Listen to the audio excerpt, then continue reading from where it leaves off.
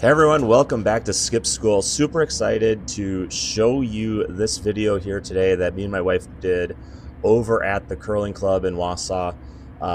Really, this is all about broom placement and weight that you need to throw to get to the button or to do a takeout on the button. So the first shot I did there was a draw, kind of a reference point of where we want to be. So my wife was set up on the edge of the 12 foot and I drew to the button. Next, she's on the edge of the 8 foot and I am trying to throw backline weight. So backline weight, if you're new to skipping or if you're new to curling, means we want the rock to rest on the back line. As you can see here, throwing this backline weight, it crosses the button in the same spot where our draw shot landed. Now my wife's going to show right here, we're doing the same shots at the same time. So you can see where my wife was standing for both of them, edge of the 12, edge of the 8. Now it's really cool to see how these rocks are coming in because you can definitely see that they were both on line right at the broom where she was, but they essentially go on the same curve path when they reach the house. And that is such a cool thing to see and a cool thing to kind of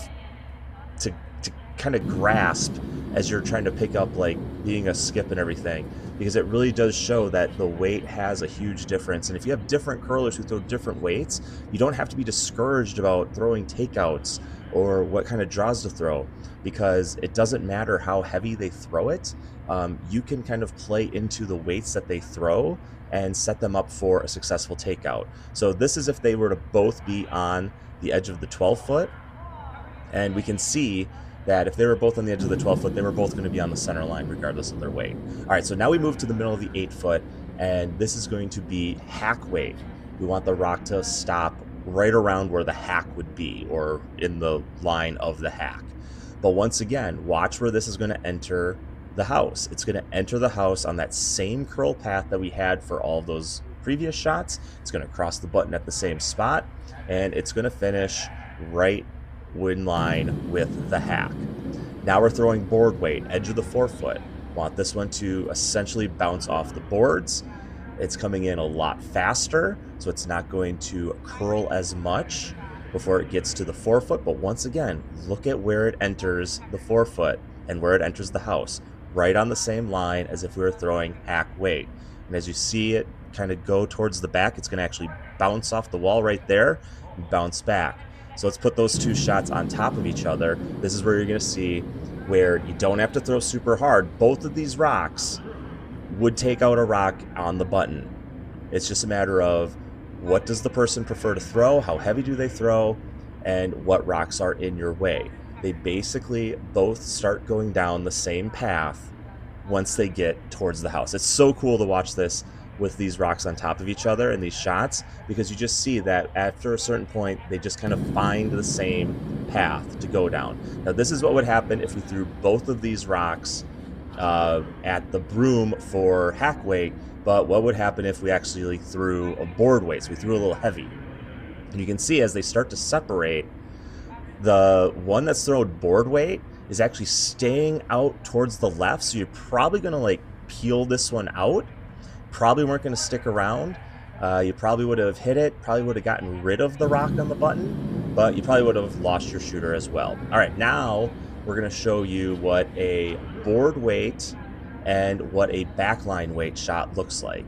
So the one on the right, that's going to be your board weight. The one on the left, that one is your backline weight. Once again, they're entering the house. They're entering the 4 foot essentially on the same path. It's just a matter of how fast they're being thrown. Just really cool stuff. It just makes you really, understand that if you have an opportunity for a takeout, it's not about trying to hit it as hard as you can. It's about hitting it just hard enough so that the rock is going to leave the rings. This is even a really cool shot here too. As you can kind of see, the left one is kind of faintly over there, but if we're trying to throw board weight but we're way out, we're gonna miss the button altogether. So just another example of the rock. It's gonna curl, but it's just not gonna curl enough for what you need. All right, this final one here, the one that I got down on the right, that is essentially a peel weight. That's gonna be takeout weight, parking lot weight, whatever you want to call it. and throwing the backline next to it. But once again, even throwing super hard, I get out further down the ice. Look at where the rocks are entering the house and where they're entering the forefoot. They enter in the same curl path, essentially. So it didn't matter if I throw a 90-mile-an-hour fastball or if I throw like an 85-mile-an-hour splitter, they're going to get the job done for that takeout. Here's that peel weight next to our board weight.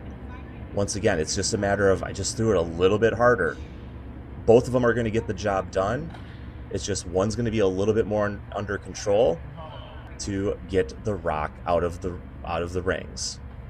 So just some really cool things to keep in mind when you are setting up your shots for your team.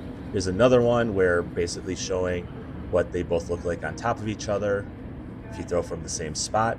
But you got to have to move in. It's kind of like where you want to set up for all of these shots. So just a super cool visualization of how rocks really react when you throw them with a consistent weight down the ice. So hope you guys enjoyed watching this video. I enjoyed making it. It's really cool to see these rocks superimposed on top of each other, because I think this can really help you understand that when you're trying to do takeouts, it's not about trying to throw the hardest rock. It's about throwing the most controlled rock to get your opponents out of the rings. If you really like this, I hope you did.